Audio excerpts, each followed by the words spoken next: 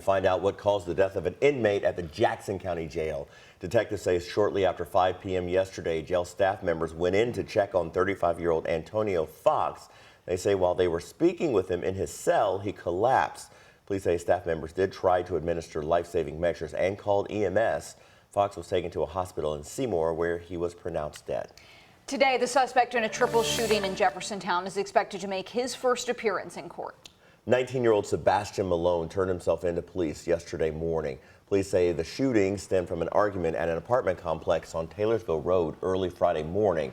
Investigators say Malone ended up shooting 3 people. 1 person was killed. The other 2 were injured, but they are expected to survive. Malone is expected in court at 9 o'clock this morning. LMPD's Public Integrity Unit is investigating after a man shot himself after running from police. Police say it happened around 5:30 last night when officers tried to stop a car on Sunset Avenue in the Chickasaw neighborhood. Investigators say one of the people in the car jumped out and ran off, going toward Kaiser Court and Flagey Field Park. Police followed him on foot and say the man pulled out a gun and shot himself. Officers tried to save him before he was taken to the hospital where he died during surgery. Metro Police say at no point did an officer fire their weapon. And this morning, police are searching for the person who fatally shot a man inside a corner store. This happened just after noon yesterday at the Two Brothers Mart on Greenwood Avenue. Police say a man was shot multiple times and died at the scene. LMPD Major Russ Miller is calling on the community for help. Especially in the next 2 weeks that we have Derby going on, we want to have a safe environment for everybody that lives here, everybody coming into town, to have a good experience here. And the only way that we can do that is to continue to be out here working as hard as we can and to continue to ask for the public's assistance to speak up and say something if they see something.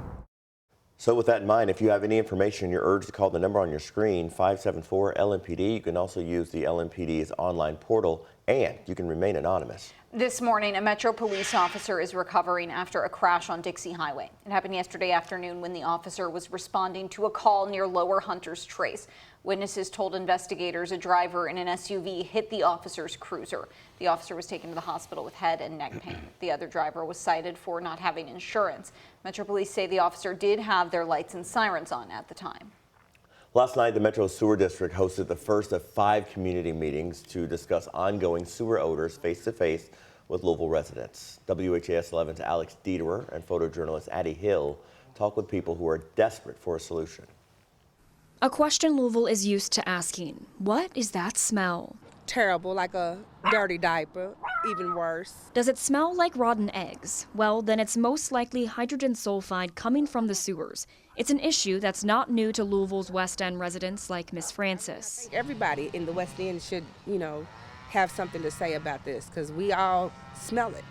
We all live it. We deal with it every day. To address the issue with the odor, MSD started a series called Clarity Meetings, addressing the community face to face to answer questions and hopefully come to a solution. We will be expending well over $40 million for odor repair and odor improvements in the system at our pump stations and at our treatment plants. MSD Executive Director Tony Parrott pinpoints these catch basins as the #1 reason for the odor. As a series of MSD construction projects, they are aiming to replace nearly 300 untrapped catch basins by May of 2025. Some reasons the odor gets worse, especially in the untrapped basins, are because of a lack of rain and decrease in water consumption by residents. A lot of the projects that we are bringing forward now for odor mitigation, currently they're not in our budget. Parrott says the problem areas, plus the projects underway, will cost around $60 million.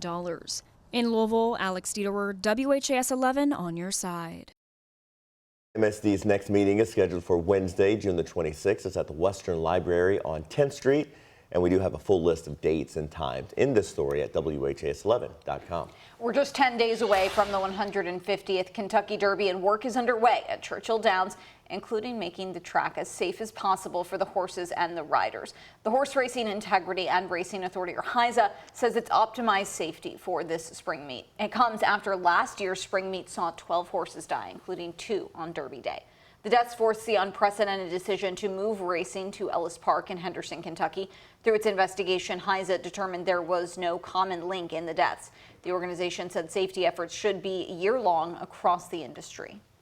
To make the Derby as safe as possible, we need to ensure that horses are receiving the same high level of care and attention they receive at Churchill Downs everywhere else. And with our uniform rules, we can be sure that every horse, no matter where or when it's running, is receiving the highest level of scrutiny and care, not just when they show up to the Kentucky Derby. HISA says Churchill Downs improved the track's surface by adding thousands of tons of new dirt and investing in new track equipment.